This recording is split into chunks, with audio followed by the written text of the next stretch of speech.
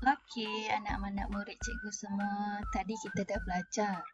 Okey, berkenaan penyediaan bongkah cendawan. Kamu dah lihat bagaimana, kamu dah lihat video bagaimana kita nak sediakan bongkah cendawan.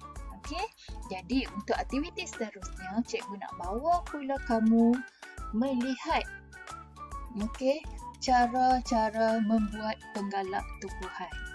Okey, kamu tahu apa itu penggalak tumbuhan? Penggalak tumbuhan adalah bahan yang kita guna, kan? Ia berfungsi untuk menggalakkan kesuburan pokok-pokok sayuran, tumbuh-tumbuhan dan juga pokok bunga. Selepas kita letakkan baja, okey, kita boleh membuat penggalak tumbuhan sendiri. Kamu boleh buat sendiri. Okey. Jadi bahan-bahan dan peralatan yang diperlukan adalah seperti slide yang seterusnya. Okey, ini adalah bahan-bahan yang kita perlukan untuk kita buat penggalak tumbuhan. Bahan yang pertama yang kita perlukan iaitu 2 biji telur ayam. Bahan yang kedua pula iaitu botol plastik. Okey, botol plastik. Okey, bahan yang ketiga iaitu 1 botol susu culture. Susu culture ni banyak yang dijual di kedai, macam-macam jenama. Jadi, kita boleh pilih Vitagen ke contoh. Okey, 1 botol susu culture. Okey, bahan yang keempat iaitu botol semburat. Kita perlukan botol semburan.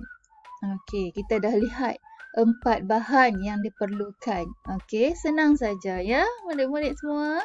Okey, sekarang kita lihat pula. Cikgu nak terang pula kepada kamu cara membuat penggalak tumbuhan ni. Okey. Cara yang pertama, langkah yang pertama, mula-mula sekali kamu pecahkan telur ayam ke dalam bekas plastik tadi ataupun botol plastik. Okey, langkah yang kedua pula, kamu tuangkan sebotol susu culture tu ke dalam bekas plastik tersebut. Okey, bekas ataupun botol plastik yang kita telah isikan 2 biji telur ayam tadi. Kemudiannya kita tuang pula sebotol susu culture ke dalam bekas tersebut.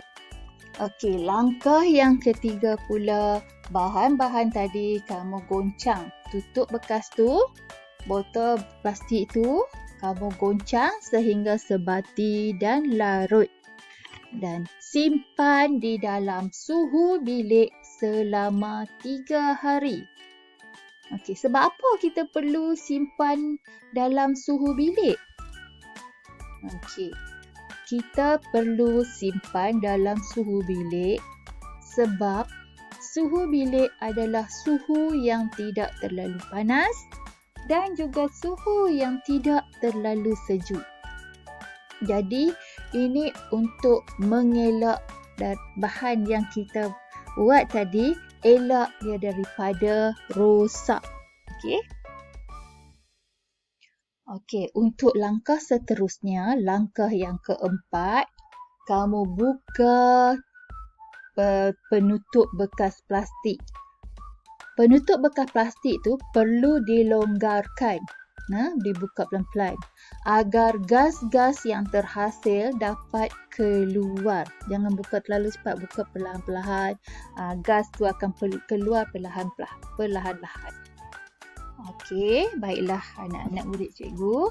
Selepas hari ketiga, bermakna ni hari keempat, kamu boleh buka botol tadi kamu dah buka. Jadi kamu periksa keadaan larutan dia.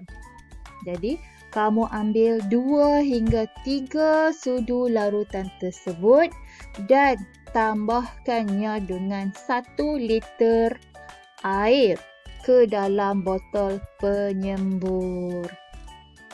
Okey, faham tak setakat ni? Cikgu harap kamu faham. Okey, sekarang langkah yang terakhir iaitu langkah yang ke-6. Bahan yang telah kamu campur dengan 1 liter air tadi, 2 hingga 3 sudu larutan tu kamu campur dengan 1 air dan kamu masukkan dalam botol penyembur tu, dan kamu boleh semburkan larutan pada daun, buah-buahan, sayur-sayuran dan pokok bunga. Okey, sembur pada waktu pagi dan juga pada waktu petang. Okey, baiklah. Penggalak tumbuhan ni boleh digunakan sehingga 1 hingga 3 kali seminggu. Tak perlu letakkan semua yang kita buat tadi. Kita hanya ambil 2 hingga 3 sudu sahaja. Okey, jadi dia jimatlah. Setakat ni cikgu harap kamu boleh faham. Faham tak? Jadi, kamu dah tahu dah cara bahan apa yang kita perlu untuk membuat penggalak tumbuh-tumbuhan. Cara untuk membuat penggalak tumbuhan ni senang sangat. Jadi, apa yang cikgu tunjuk hari ni, cikgu harap kamu boleh buat nanti. Okey?